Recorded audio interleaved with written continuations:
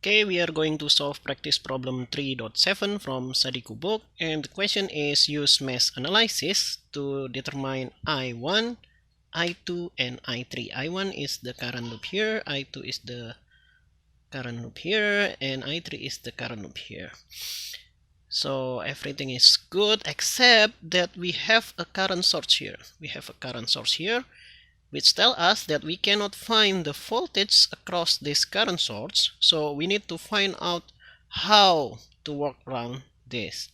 So let's start with the loop that does not have that problem, which is I3. Let's use KVL at loop 3. So we'll need KVL at loop 3. And what does KVL say? KVL said that the sum of voltage in a loop is equal to 0.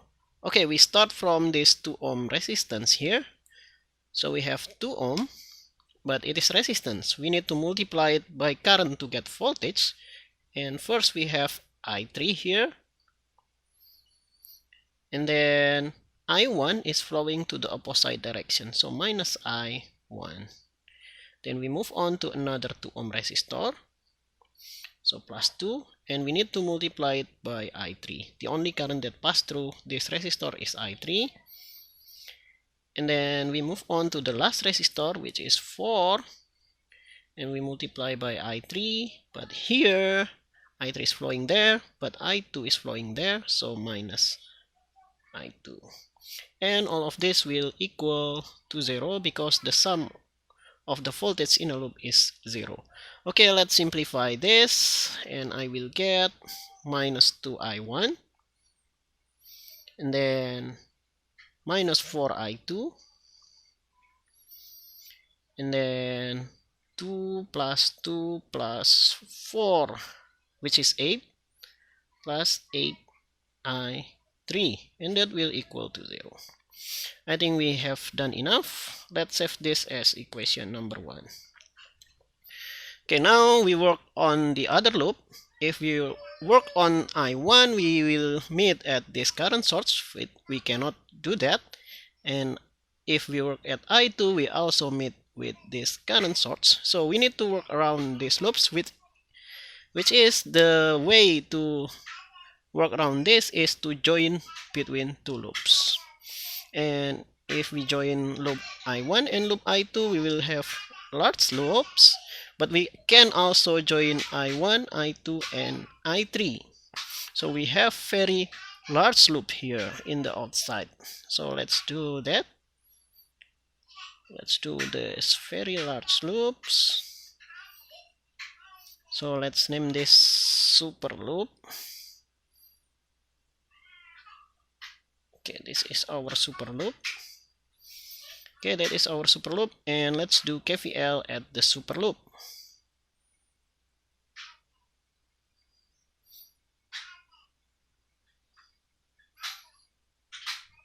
Okay, we start from this 8-volt voltage source, and the current is flowing from negative to positive, so I will have the minus sign, and the value is 8. Then we move on to this resistor here, which is 2 ohm. So plus 2, and the only current that passed through this is I3. So we just write I3. And then the last one is this 8 ohm resistor. So we will have plus 8. And we need to multiply it by the only current that passed through it, which is I2. So this will equal to 0. Or we can move this minus 8 to the right hand side, and we can rearrange that. So we will have 8I2 plus 2I3, which is equal to 8. Okay, let's save this as equation number 2. Okay, now we have 2 equations, but we have 3 variables here. So we need one more equations. So what can we do? We take a look at this circuit now. And if we take a look at this node here, let's name this node B. The current that going into node B is I2, right? and the current that going out from node B is I1. And then another current that goes in is this current, which is equal to the current that supplied by this current source, which is 4. So we will have, at node B we can apply KCL. So we will have KCL at node B. So what does KCL say? It is the sum of the current that going in is equal to the sum of the current that going out. Okay, the sum of current that going in is I2 plus 4 here and here. So we will have I2 plus 4, and that will equal to the current that goes out, which is only I1. Okay, or we can rearrange this as minus I1 plus I2 is equal to 4. No, I1 minus I2 is equal to 4. Right? Okay, let's have this as equation number 3. And now let's rewrite the equation 1, 2, and 3 into their matrix form.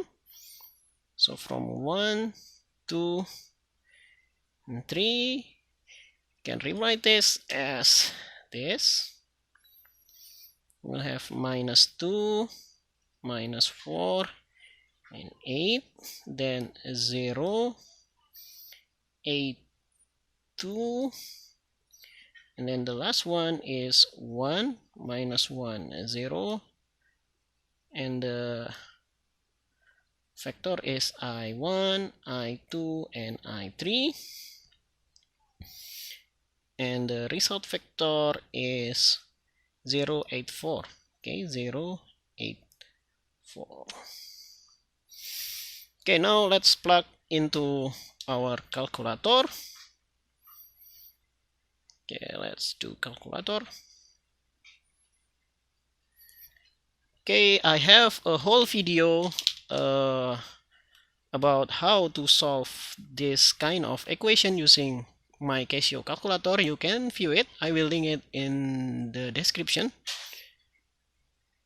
And here we have the matrix ready, and we just input it. Minus 2, minus 4, 8, 0, and then 0, 8, 2, and then 8, and then 1, minus 1, and then 0, and then 4. Okay, let's get the result. So I will have this is as x. So I will have x is I1. So I1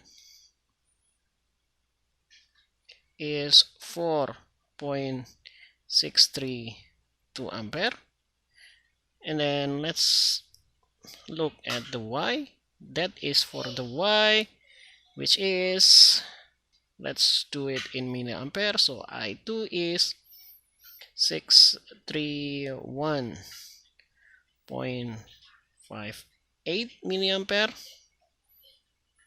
and then the last one is I3, which is 1.474 ampere.